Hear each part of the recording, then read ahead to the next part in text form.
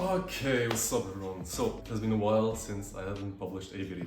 You know, sometimes in life you will have a period where just things crushes you know. Now in the couple last days, I kind of find myself in going through the path of this mental fog and where you cannot focus anymore and things start to get difficult and tough. It's often easy to find yourself in such a position where you just can't take it anymore. But then over the days, I tried to reframe myself and refocus on what is important. This is why in this video I want to present you with 3 things you can do, elevate your state and just crush your semester, exam, project, work, whatever it is. So I hope you enjoyed this video and let's move on.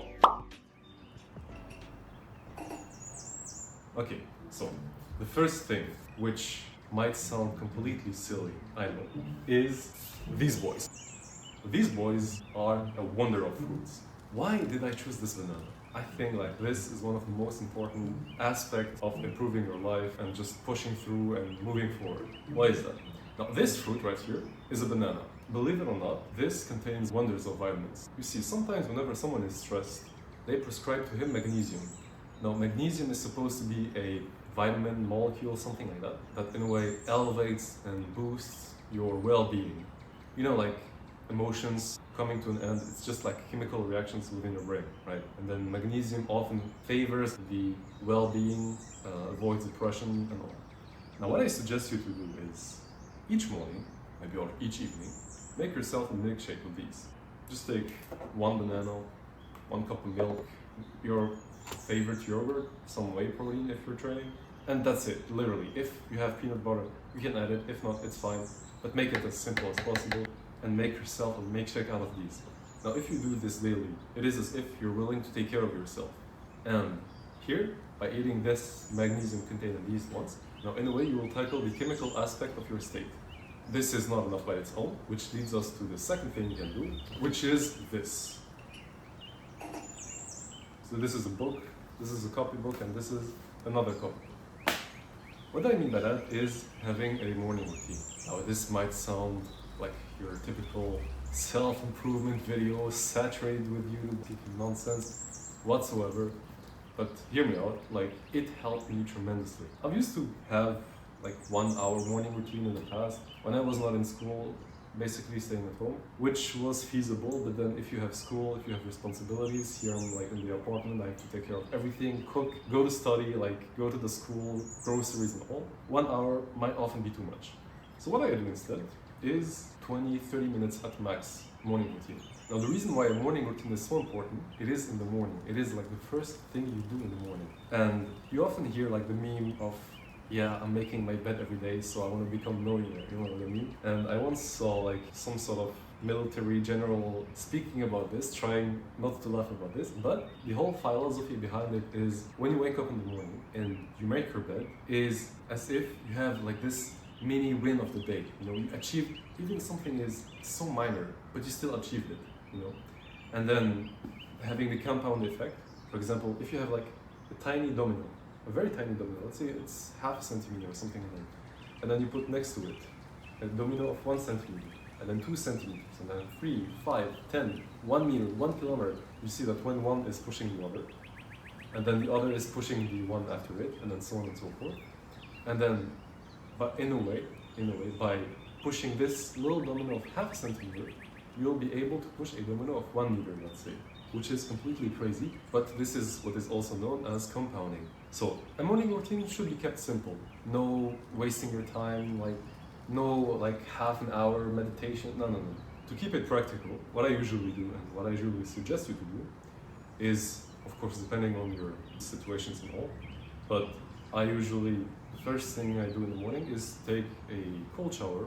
So what I do, I usually take a cold shower of 1 minute, maybe 1 to 2 minutes. This in a way elevates your state and tells your body, okay, the night is over, now the day begins. It will recalibrate your internal temperature, since when you sleep, your temperature tends to cool down by ½ degree, I think, Celsius. And then by taking a cold shower, your skin will get exposed to cold, which will motivate the body to generate more heat, which will then regulate your temperature. So this is one reason.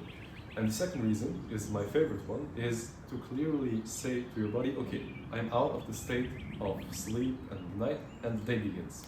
and you feel fresh, literally, like you feel cold.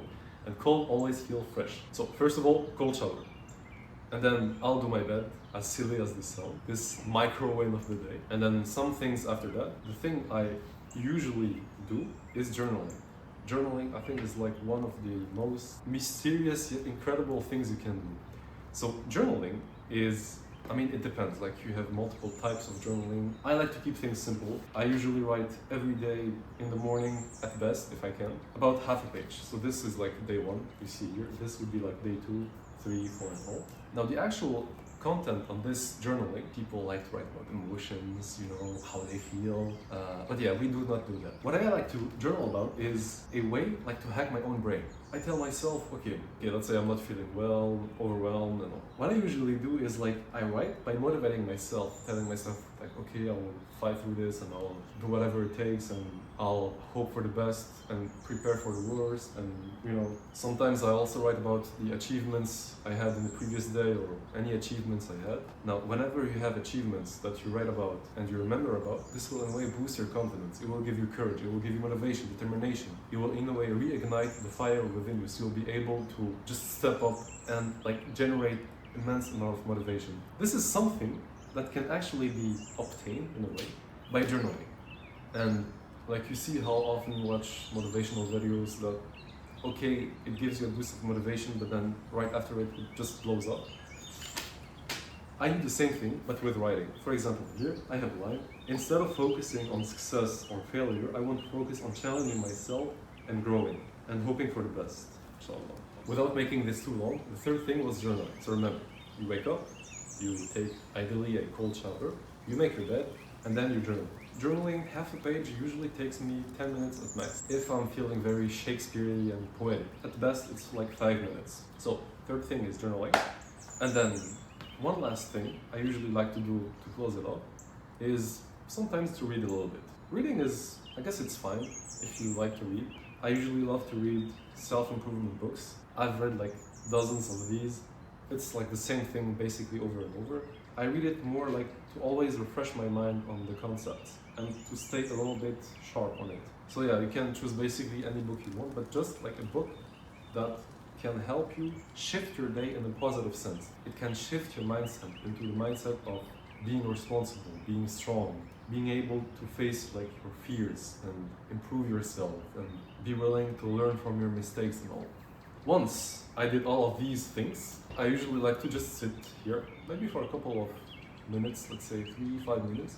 I just close my eyes, take some deep breaths, and just try to visualize what I want to do in the day, what I want to achieve. Like, what is the exact next thing I'm going to do after the so-called meditation. I don't like to call this like meditation, but I like to call it more tadabbur, which is an Arabic word, meaning basically like you reflect on your day, like try to visualize and think about, like you just don't focus on the breath, but usually is done in meditation. But I want you to actually focus not on your breath, but on your day, what you want to achieve in your day. What is your purpose within this day? Adding up everything, which leads us to maybe half an hour in total. And with this half an hour that you dedicate yourself each morning to do, it will shape your day. But then remember, there is the compound effect. You have a small domino influencing a bigger domino, and this one influences a higher one, and so on and so forth. So if you can master these half hour of your day, you can master your day. If you can master your day, you can master your week. If you can master your week, you can master your month, year, decade, life. You see, it's insane. Now, personally, I'm still a student. I often have ups and downs, and sometimes I forget. Sometimes I remember. When I remember, I want to share with you the knowledge of it. Okay, so this was the second thing. Remember, the first one was about eating bananas. The second one was about having a morning routine. And the third one is knowing when to stop. What do we mean by knowing when to stop? You see, for example, programming. And it's a very good example, since if you program or you didn't program, let me tell you this scenario. You're working on something, whatever it is, like for example, programming, or you're working on a project, an assignment, and maybe work, something like that. And you see yourself sitting for more than 2, 3, 4 hours having no progress. And it gets frustrating, you make no progress, it is very like awful, and you feel like this soul, and you just want to jump out of a cliff, you know? Don't do that. But in these situations, whenever you see that you're not making any progress, you have to like be aware. Be aware when to stop. Once you notice this, just back off, hold on a second, and stand up of your desk or whatever you are, and just leave. Leave that place for now. And maybe take a walk, go out working out to the gym, go cook if this is something you also like to do. But the whole purpose is to know when you should stop doing something that is harming you. You should stop doing that. This can be applied to overworking, but also when you're over binging something, watching YouTube, playing video games, eating too much. Just be aware of, okay, I'm having a bad behavior right now, I should stop this. Now leave it and go for a walk. Walk maybe, let's say 10-15 minutes, and try to think. This is called productive meditation. Again, I don't like the term meditation, but it is called like this, so it is in a way where you're not doing the work, you're doing something else, but like you try to focus on finding a solution on that work, but in a more like fluid and relaxed way. This is often the case where you often find yourself having, like you find like these genius ideas in the shower or when walking or when doing a creative activity you enjoy doing. Now, why am I telling you this? This actually happened to me 2 days ago, believe it or not, and I was working on a project. But then yeah, so I was working there for 4 hours without making any single progress. At the 4th hour, it took me 4 hours to realize that. We're not perfect, remember. I just realized that and I say, okay, I'm not making any progress, I should stop this. So I stood up from my desk and I went outside. I went outside, taking a walk for maybe 15-20 minutes. Now, upon taking my walk, I was not specifically thinking about the work, but I was more implementing something I told you here.